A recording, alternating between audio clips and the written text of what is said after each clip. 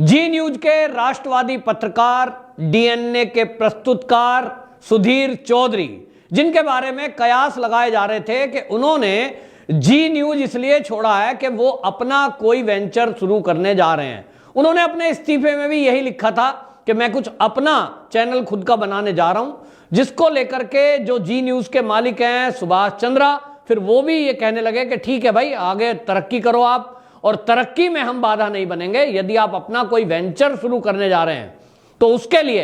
हमारी शुभकामनाएं हैं। पूरे देश में इस बात को लेकर के शुभकामनाएं दी गई सुधीर चौधरी को कि सुधीर चौधरी जो कि जी न्यूज जैसे चैनल में अपना डीएनए प्रोग्राम रखता है और जिस तरह से राष्ट्रवादी पत्रकारिता इन्होंने की, उसको लेकर के पूरे देश के राष्ट्रवादी लोगों ने, और देश ही नहीं देश के बाहर भी जो भारतीय लोग रहते हैं और भारत से प्रेम करते हैं, राष्ट्रवादी लोग हैं, हिंदूवादी लोग हैं, सनातनी लोग हैं, उन लोगों ने सुधीर चौधरी को सर आंखों पर बिठाया। और जी न्यूज की टीआरपी इसीलिए आगे बढ़ी क्योंकि जी न्यूज की पहचान एक ऐसे चैनल की बनी जो हमेशा राष्ट्रवादी पत्रकारिता के लिए जाना जाता है। सुधीर चौधरी को सब लोग उम्मीद कर रहे थे कि हम नए क्लेवर, नया किसी चैनल, नए किसी वेंचर में देखेंगे। मैं भी ये आकलन लगा रहा था, जो सूत्र थे कि भाई सुधीर चौधरी के पास ऑफर कई चैनल से हैं, लेकिन कोई ना कोई बड़ा धमाका वो ऐसा करेंगे जिससे सुधीर चौधरी अपनी राष्ट्रवादी छवि को बरकरार रखेंगे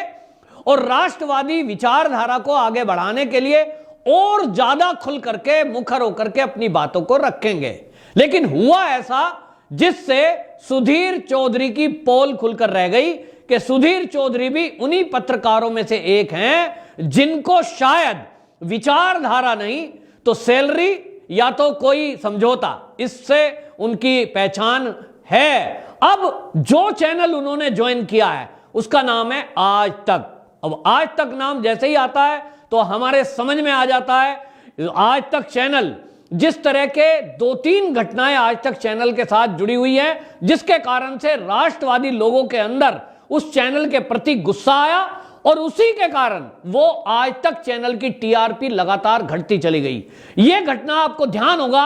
जब सुशांत सिंह राजपूत की महाराष्ट्र में, जो कि बॉलीवुड का कलाकार था, उसकी मौत हुई। उस मौत को लेकर एक बहस छिड़ी कि यह मौत स्वाभाविक है या मर्डर है या आत्महत्या,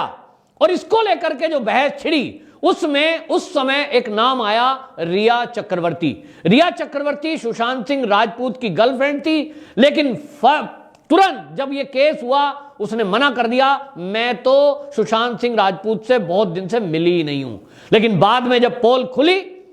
और यह पता चला कि रिया चक्रवर्ती लगातार सुशांत सिंह राजपूत के साथ थी और उसके पैसों पर ऐश कर रही थी। इतना ही नहीं, खुलासा हुआ कि रिया चक्रवर्ती नशे के कारोबारियों से टच में थी और सुशांत सिंह राजपूत, जो कि कभी बीड़ी सिगरेट तक नहीं पीता था, वो भी ड्रग लेने लगा था, ऐसा खुलासा हुआ।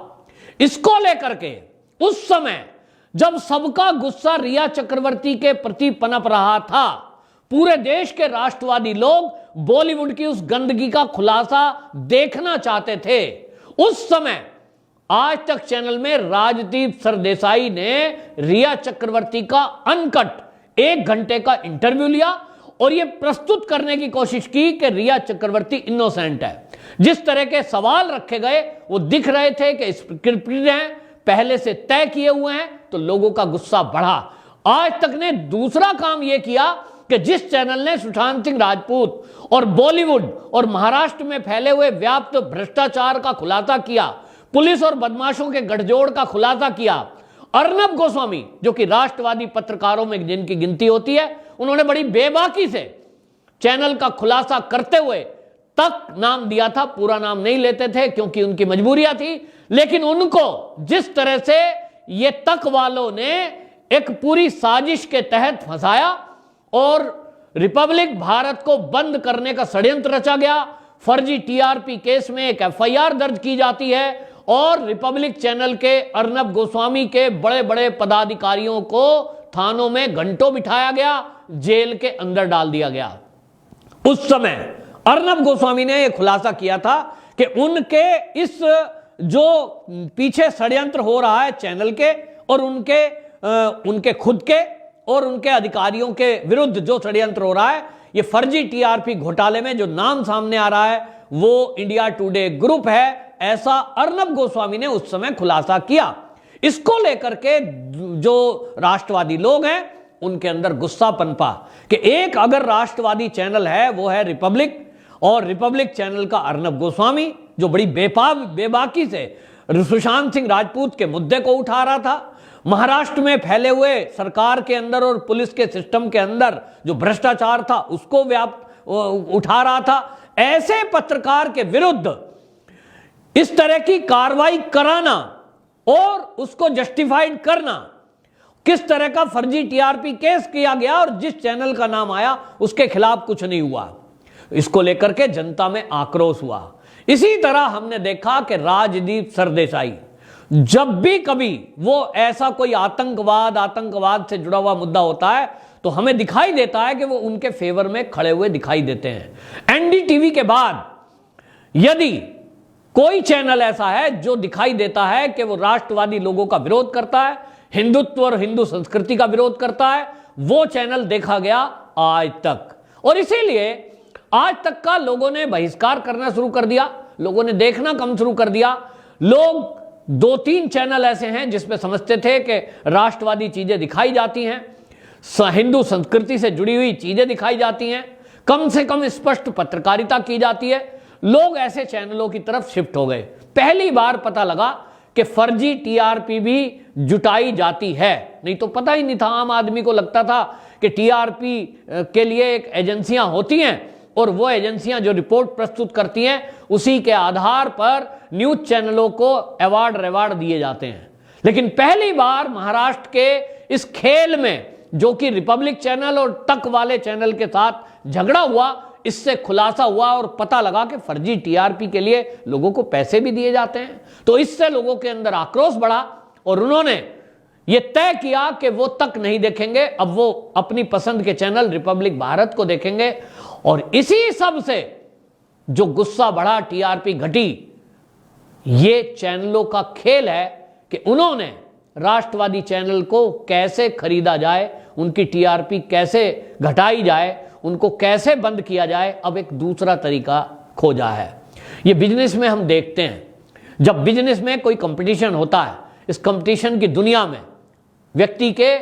दिमाग की, व्यक्ति के टैलेंट की बोली लगाई जाती है। लेकिन इस बोली में कोई राष्ट्रवादी अपना राष्ट्रवाद भी बेच देगा, यह उम्मीद नहीं की जाती, क्योंकि राष्ट्रवादी तो वो होता है जो सब कुछ न्योछावर करने की तैयारी में रहता हो, यहां तक कि अपनी जान भी न्योछावर करने के लिए देश के ऊपर तैयार रहता हो। ऐसे लोग देश की रक्षा में,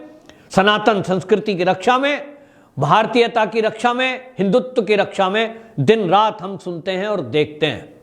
सुधीर चौधरी को इसी तरह का एक पत्रकार माना गया कि वो एक राष्ट्रवादी पत्रकार हैं, हिंदूवादी पत्रकार हैं, सनातन संस्कृति के संवाहक हैं। लेकिन जिस तरह से उन्होंने आज तक ज्वाइन किया है,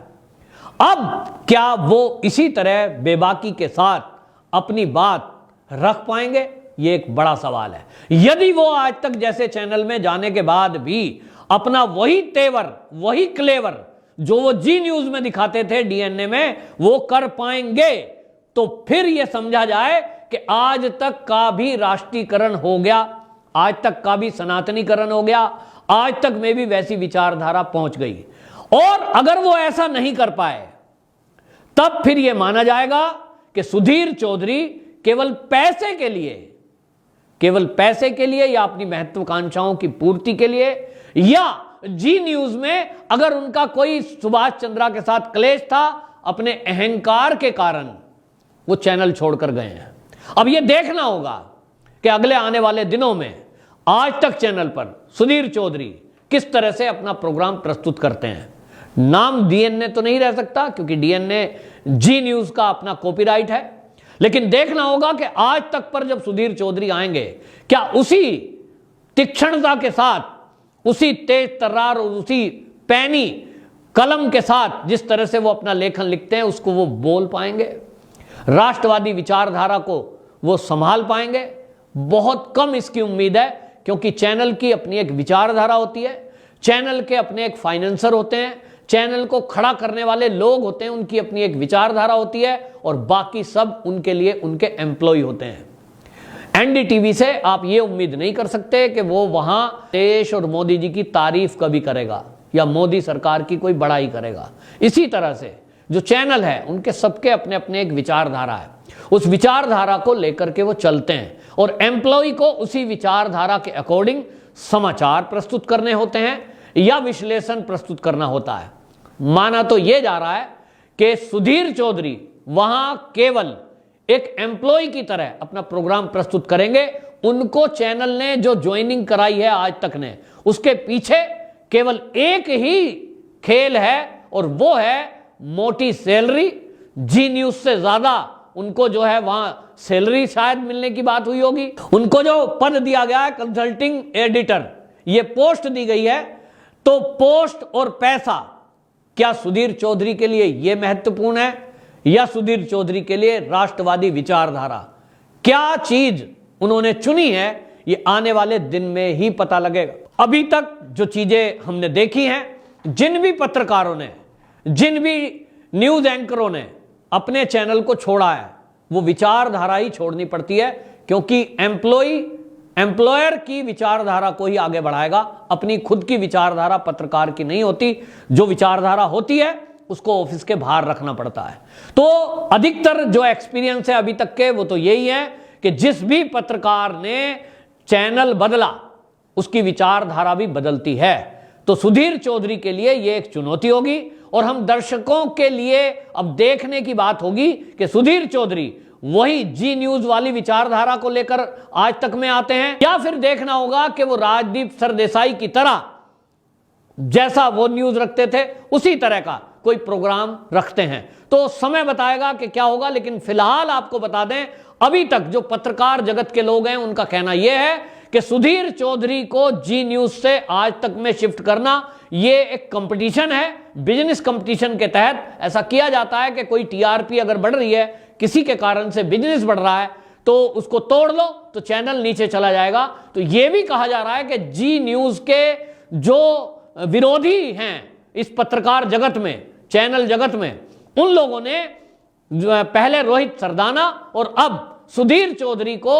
अपनी तरफ जोड़ा है ताकि जी न्यूज को डाउन किया जा सके और अपनी टीआरपी बढ़ाई जा सके। लेकिन यह बहुत ही खतरनाक है, क्योंकि अगर राष्ट्रवादी पत्रकार इस तरह से पद और पैसे के लिए अगर अपनी विचारधारा छोड़ेंगे तो इस देश में राष्ट्रवादी पत्रकार फिर कैसे पैदा होंगे, यह एक विचार करने का विषय है।